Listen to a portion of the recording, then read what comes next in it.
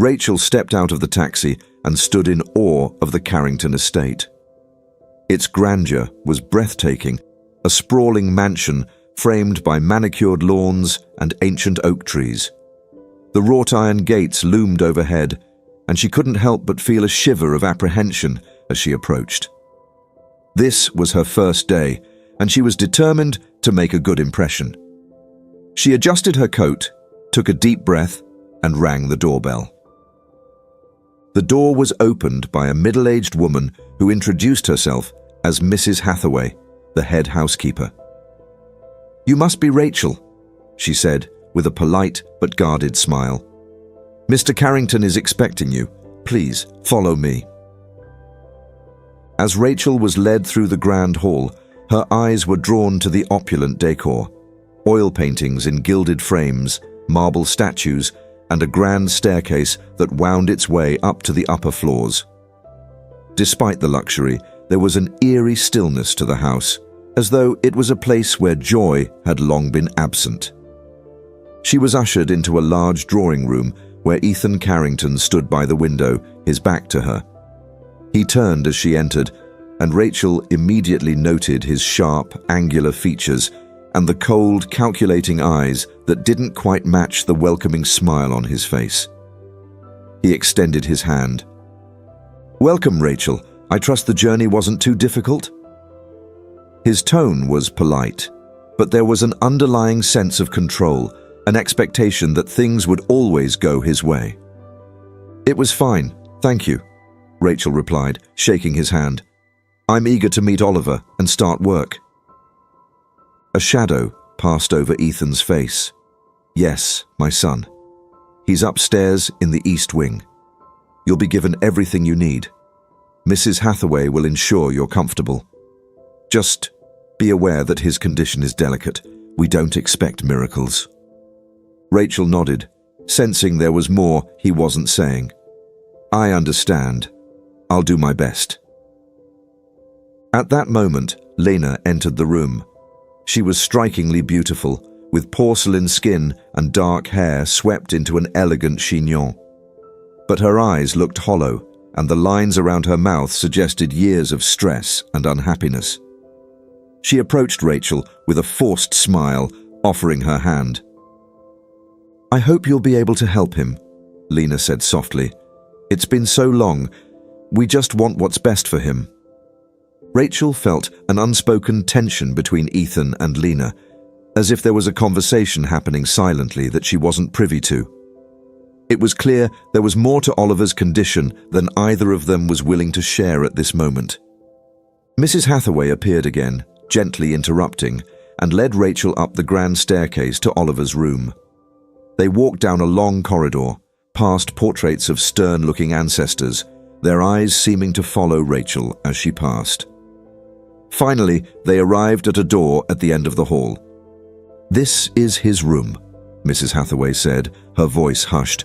"You'll find all the medical equipment here, and I'm sure you've already been briefed on his condition. If you need anything, just call." Rachel thanked her and slowly pushed open the door. The room was dimly lit, curtains drawn, and the faint beeping of medical equipment broke the silence. In the center of the room lay Oliver, a small, fragile boy of around 12. Tubes and monitors surrounded him, and his face was pale, almost ghostly, against the stark white pillow. Rachel's heart tightened. She approached the bed and gently touched his hand. It was warm, which was somehow reassuring. "Hello, Oliver," she whispered. "My name is Rachel. I'm going to take care of you." As she adjusted his blanket, she noticed a faint bruise on his wrist. Her brow furrowed, but she said nothing. It was the first of many small details that would raise her suspicions. The next few days settled into a routine. Rachel familiarized herself with Oliver's care plan, his medication schedule, and the extensive notes left by the previous nurse. But she couldn't shake the feeling that something wasn't right. There were inconsistencies in the medication log, doses that didn't match what was listed in his chart, and times when he was supposed to be given something, but There was no record of it. One afternoon, as Rachel administered Oliver's routine check, she thought she saw his eyelids flutter. It was so faint that she dismissed it as a trick of the light. But then it happened again, and this time she felt a faint pressure around her fingers. It was the slightest squeeze, but it was there. "Oliver," she whispered, "can you hear me?" There was no response, but Rachel was certain of what she'd felt. She made a mental note to mention it to the family, but when she brought it up to Ethan, his reaction was dismissive, almost irritated.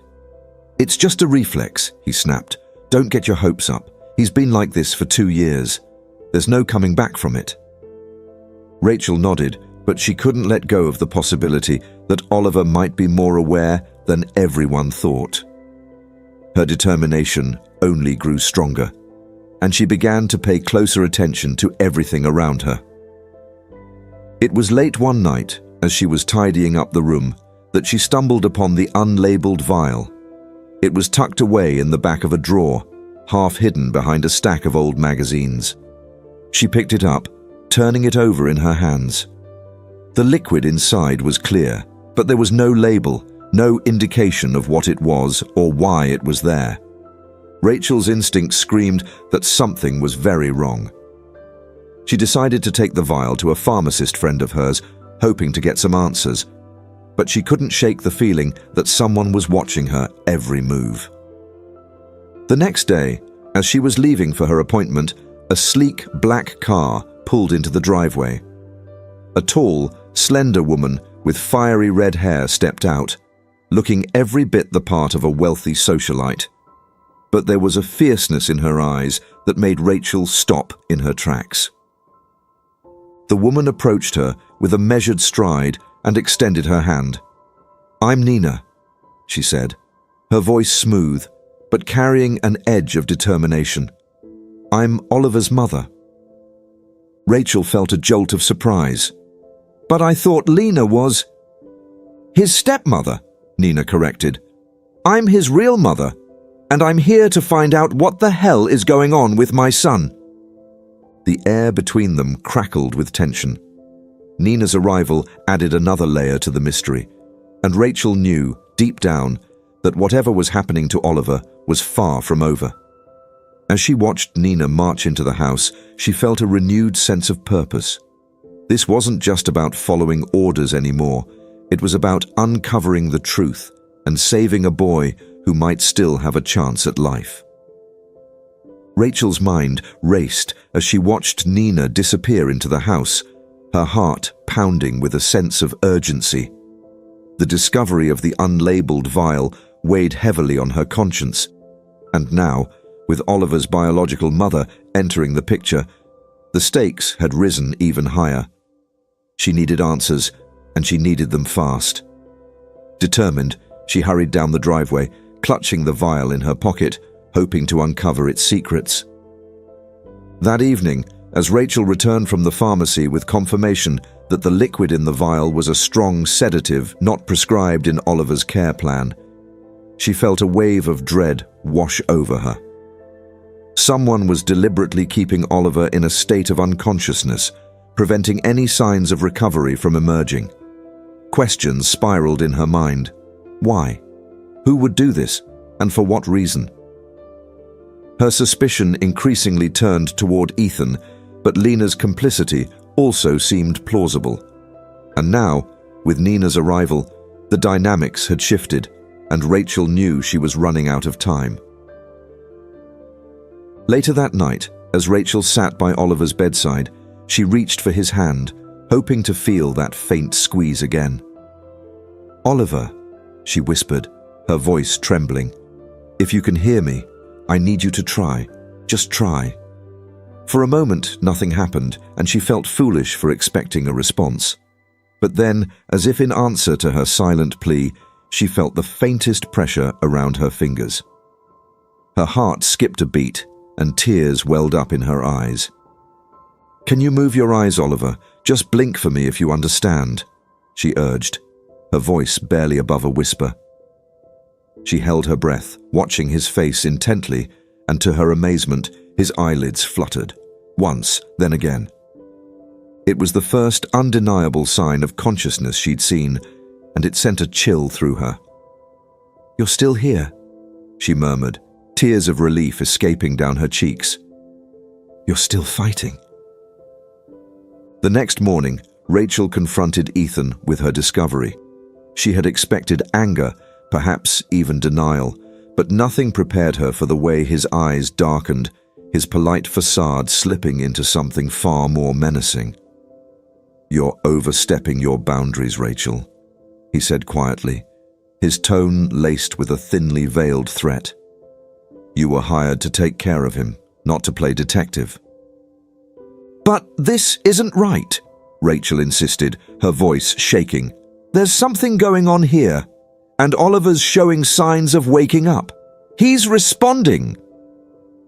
"You're imagining things," Ethan snapped, his composure breaking.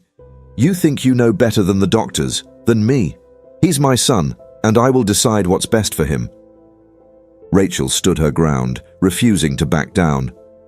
"And keeping him sedated is what's best for him," she demanded, her anger bubbling to the surface. "What are you hiding, Ethan?" Ethan stepped closer, invading her space, his eyes burning with fury. "Stay out of this," he hissed, "or I'll make sure you regret it."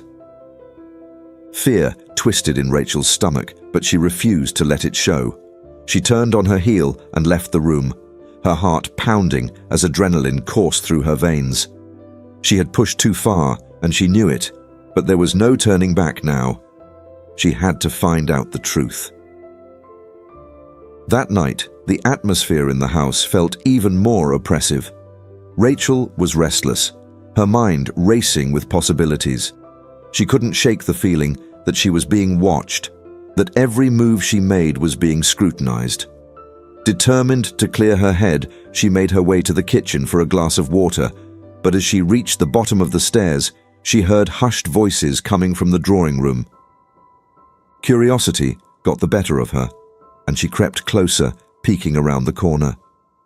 Ethan was there, standing by the fireplace, but what caught Rachel's breath was seeing Lena, trembling, with tears streaking her face. "You can't keep doing this," Lena was saying, her voice barely more than a whisper. "He's our son. He deserves a chance to wake up." Ethan's expression hardened. "He's not your son," he spat. "He's mine, and as long as I'm in charge, you'll do as I say. You married into this family, Lena. Don't forget that." Lena's shoulders slumped in defeat, but before Rachel could react, another voice broke the tension. "Perhaps it's time I took charge then," Nina announced, stepping into the room with an icy calm that belied the fury in her eyes. Ethan stiffened. "You have no right—" "I have every right," Nina interrupted. "I'm his biological mother, and I will not stand by and let you destroy him for the sake of your pride, Ethan." Ethan's mouth opened to retort, but a small, pitiful sound silenced the room, a soft whimpering, almost inaudible. It took a moment for everyone to realize it was coming from the doorway. All eyes turned to Oliver, who stood there, weak and unsteady, but very much awake. Rachel gasped, unable to believe what she was seeing. How had he managed to get out of bed on his own? How long had he been aware?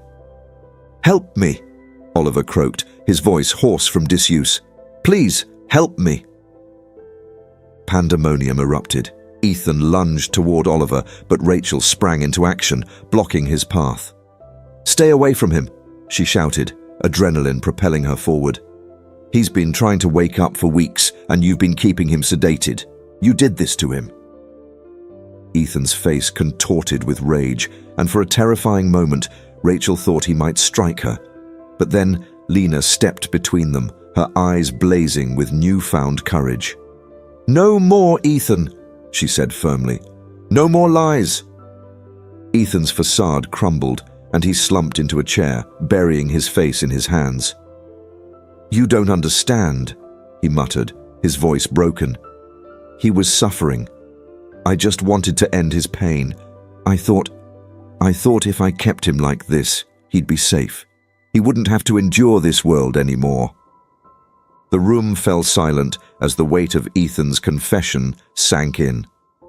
Rachel's heart ached for Oliver, for the pain he had endured, and for the misguided love of a father who thought he was protecting his son. The sound of sirens pierced the quiet, growing louder as they approached the estate. Nina turned to Rachel, tears streaming down her face. "You called them?" she asked, and Rachel nodded, relief flooding through her. Nina embraced her, murmuring, "Thank you. Thank you for saving my son." Police officers burst through the door, and Ethan was handcuffed, his face a mask of resignation. As they led him away, he glanced back at Oliver, a flicker of regret in his eyes. "I'm sorry," he whispered. "I'm so sorry." Rachel wrapped her arms around Oliver, who clung to her with surprising strength. "You're safe now," she murmured.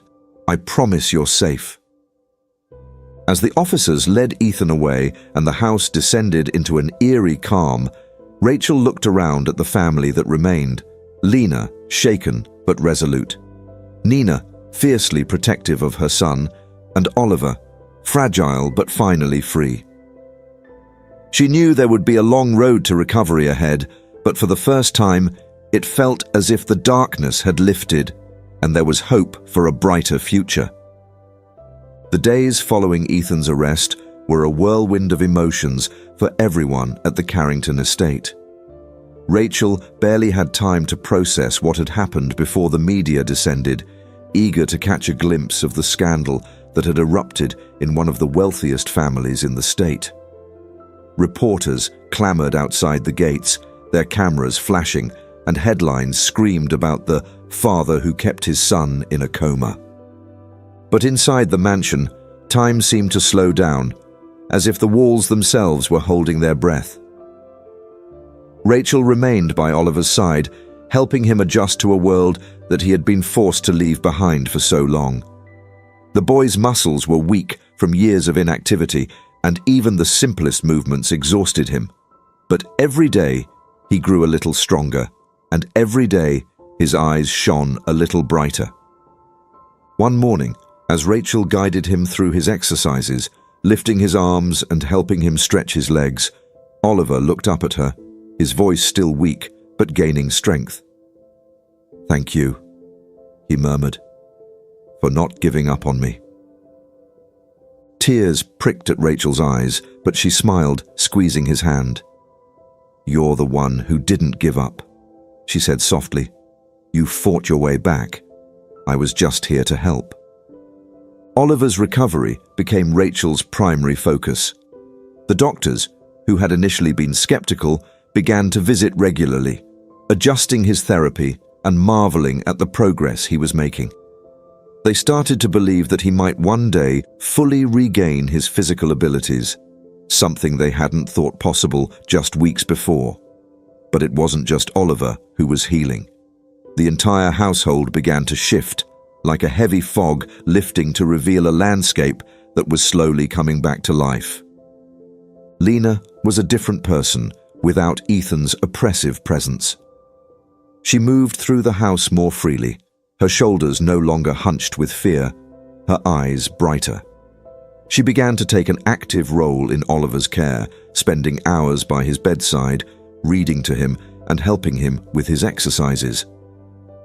One afternoon, as Rachel watched from the doorway, she heard Lena laugh, a light, genuine sound that had been missing for so long. It was as if a weight had been lifted from her heart, and Rachel felt a flicker of hope that perhaps this family could begin to heal. Nina, on the other hand, was a whirlwind of energy. She threw herself into researching Oliver's condition, consulting with specialists and making arrangements for the best possible care. But her presence in the house was not without tension. She and Lena often avoided each other, the air between them crackling with unspoken words and lingering resentment. One evening, as Rachel sat with Oliver in the garden, Nina and Lena finally came face to face in the kitchen. The atmosphere was thick with unspoken emotions, and for a long moment, neither woman spoke. "I should have been here," Nina said, her voice trembling with the weight of years lost. "I should have fought harder to be in his life." Lena turned to her, and for a moment, the mask of calm she had been wearing cracked. "You left," she said, her voice barely above a whisper. "You left us. You left him." Nina's eyes filled with tears. "I was pushed away," she said, her voice breaking. "Ethan made sure I couldn't get near him. I didn't have the power, the money to fight him." "You could have tried," Lena snapped, her voice tinged with years of pent-up anger and pain. "You could have done more." "I know," Nina whispered, tears spilling down her cheeks. "I know, and I have to live with that every day. But I'm here now. I'm not going anywhere." There was a long silence, and then, to Rachel's astonishment, Lena reached out and took Nina's hand. "We both love him," she said quietly. "That's what matters now. We have to do this together." Nina nodded, squeezing Lena's hand, and in that moment, something shifted. It wasn't a complete healing, but it was a start, a fragile beginning that held the promise of a future where they could work together for Oliver's sake. Rachel watched from a distance, feeling a swell of emotion. She had been an outsider in this family's drama, but now she was witnessing the first steps toward reconciliation and healing. As weeks turned into months, the changes in the household became more pronounced. Oliver continued to grow stronger, and his laughter once again echoed through the hallways, a sound that had been absent for so long. He began to speak more, to ask questions about what had happened, about why his father had done what he did. Those were the hardest conversations, and Rachel, along with Lena and Nina, faced them together, doing their best to explain without burdening him with too much pain. One afternoon, as Oliver sat in the garden watching the butterflies flit among the flowers, he turned to Rachel. "Is my dad going to come back?" he asked, his voice tinged with both hope and fear. Rachel paused, choosing her words carefully.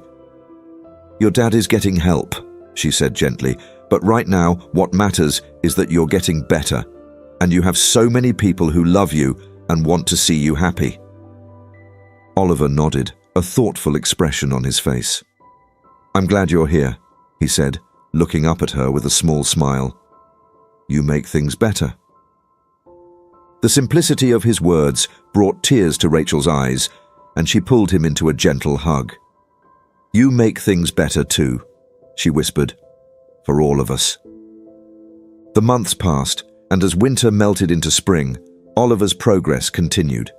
He took his first steps in the drawing room one sunny afternoon, with Rachel, Lena, and Nina all cheering him on. The joy in his eyes as he moved forward, one shaky step at a time, was a sight that none of them would ever forget. And as he grew stronger, so did the bonds between the women who cared for him. Lena and Nina became an unlikely team, working together to ensure Oliver had everything he needed. They began to confide in each other, to share their fears and hopes for the future, and gradually, the animosity that had once defined their relationship faded, replaced by a mutual respect and a shared love for the boy who had brought them together. Rachel, meanwhile, found herself becoming more than just Oliver's nurse. She became a part of the family, a trusted friend and confidant. Lena would often find her in the kitchen late at night, and they'd share a cup of tea, talking about everything from their favorite books to their dreams for the future. Nina, too, would seek her out, grateful for her insight and compassion. One evening, as the three women sat together in the garden, watching Oliver chase fireflies, Nina turned to Rachel with a smile. "You've changed everything," she said softly. "You gave him back to us." Rachel shook her head, tears welling up in her eyes. "No," she replied. "He fought his way back. I just helped him find the light." The estate, once filled with shadows and secrets, had become a place of warmth and laughter again. The years of pain were not forgotten, but they had been woven into a new narrative, one of healing, resilience, and the power of love to overcome even the darkest of times. And as Rachel watched Oliver run across the lawn, his laughter ringing out into the night, she knew that this was just the beginning of his story, a story that would continue to be written by the people who loved him most. The spring air was warm, and the scent of blooming flowers filled the Carrington estate. The transformation in the household was almost unbelievable, considering how dark and suffocating it had once felt. Now, rays of sunlight streamed through the tall windows, illuminating rooms that had once been shrouded in shadows.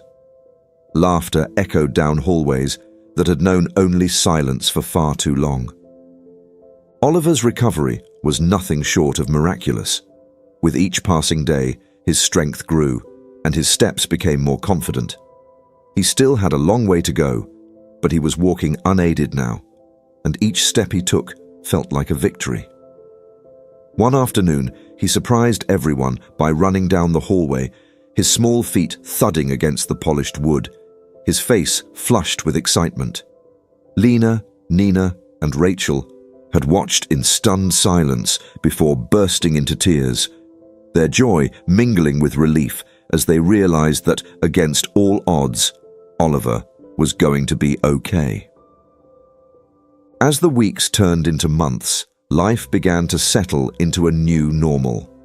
Lena took on the role of Oliver's primary caregiver, now confident and fully involved in every aspect of his rehabilitation. Her relationship with Nina deepened into a genuine friendship, something neither of them had expected, but now cherished.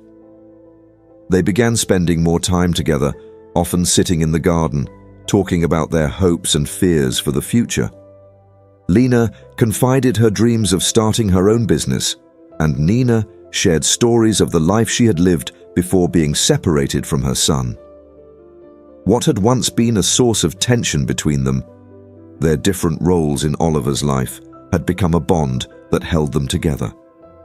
One evening, after Oliver had gone to bed, they sat together in the living room, sipping wine and sharing stories. "I never thought we'd be here," Lena admitted, her voice tinged with disbelief. "I used to see you as this looming figure, the woman who'd always be a threat. But now, I don't know what I would have done without you." Nina reached across the table and squeezed Lena's hand. "You've always been stronger than you realized," she said softly. "And you've been the mother Oliver needed all this time. I'm just grateful I could be part of his life again." Rachel watched them from the doorway, her heart swelling with pride and happiness. She had come to the Carrington estate as an outsider, but now she felt like she belonged. It wasn't just Oliver's recovery that had changed her life. It was being part of this family, seeing them heal and grow together. She had found something here she hadn't even realized she was looking for. One afternoon, a few months later, a surprise arrived at the estate. It was a letter from the local hospital informing Rachel that she had been nominated for an award recognizing her exceptional dedication to patient care. It was an honor reserved for those who had gone above and beyond in their field, and Rachel was stunned. She had never sought recognition. Her only goal had been to help Oliver. But as she read the letter, tears filled her eyes. She thought back to all the long nights spent at his bedside, the countless hours of therapy, and the moments of doubt and fear. To know that her efforts had made such an impact was overwhelming. That evening, as she shared the news with Lena and Nina, they both hugged her fiercely. "You deserve this," Nina said, her eyes shining with pride. "You gave us back our boy. You gave him a future." "You gave us all a future," Lena added, her voice thick with emotion. "We can never thank you enough." A week later, the Carrington estate hosted a small gathering in celebration of Rachel's recognition, bringing together not just family, but also friends, doctors, and others who had played a role in Oliver's journey. As they gathered around a bonfire in the garden, Oliver stood in the center, looking around at all the faces that had come to mean so much to him. He was still small, still a bit unsteady on his feet, but the light in his eyes was undeniable. He cleared his throat, and everyone fell silent, turning to listen. "I just wanted to say thank you," he began, his voice strong and clear. "Thank you for believing in me when I couldn't do it myself. Thank you for not giving up." He looked directly at Rachel, his eyes shining with gratitude. "Thank you for being my friend." Tears welled up in Rachel's eyes, and she crossed the space between them, pulling him into a hug. "You're the bravest person I've ever known, Oliver," she whispered, her voice thick with emotion. "You're the reason we're all here today." The night ended with everyone gathered around the bonfire, sharing stories and laughter. For the first time in years, the Carrington estate felt alive, filled with warmth and love. Rachel stood a little apart from the group, watching as Lena and Nina teased each other, their laughter ringing out into the night. Oliver was nestled between them, his head resting on Nina's shoulder as she absent-mindedly brushed a hand through his hair. Lena looked at them with such affection that it made Rachel's heart ache. It was a picture of a family that had finally found its way back to one another. As the weeks continued to pass, Oliver's recovery reached a point where he could start attending school again, something that had once seemed impossible. Rachel helped him prepare, sitting with him for hours as they went over lessons, ensuring he was ready to face this new challenge. When the day finally arrived, everyone gathered at the front of the house to see him off. He stood there, his backpack too big for his small frame, but his face glowing with excitement and determination. "Are you sure you're ready for this?" Rachel asked, kneeling down to look him in the eye. Oliver grinned at her, a mischievous spark in his gaze. "I've been ready for ages," he declared, making her laugh. "Go show them how it's done," she said, hugging him tightly before he climbed into the car with Lena and Nina, who had insisted on driving him to his first day. Rachel watched them pull away, a sense of bittersweet pride washing over her. This was what she had worked for, what she had fought for, seeing Oliver thrive, surrounded by people who loved him. She had done her part, and now it was time for him to step into his future. Life continued to evolve at the Carrington estate.